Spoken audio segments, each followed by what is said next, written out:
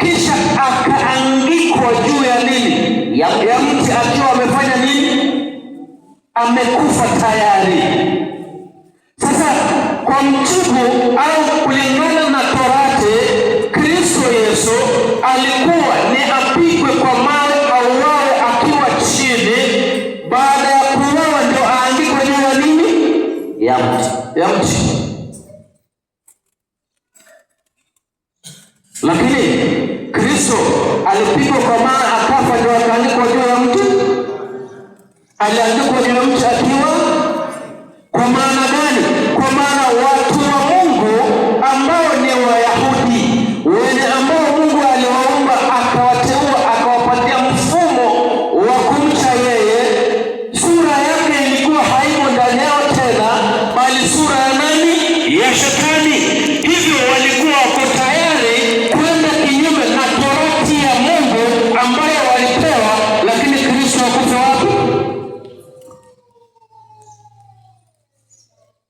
Sasa unaposoma kitabu cha Yoshua sura ya 10 aya yake ni 26, unapoanzia aya kwanza unapata taarifa nzima ya wana wa Israeli na wale wafalme watano ambao kwamba mmoja wao alikuwa ni wa Gibeoni, ambao walifanya mapatano na Israeli.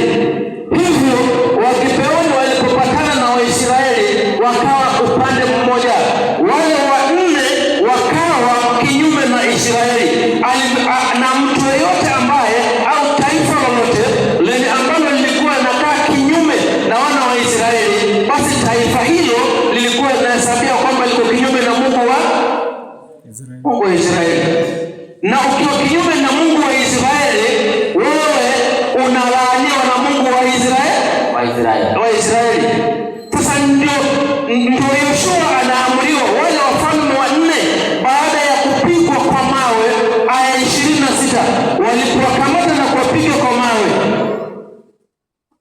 ili kuonyesha kwamba wamelaaniwa, ni waangikwe, miili yao iangikwe juu ya mti. Yoshua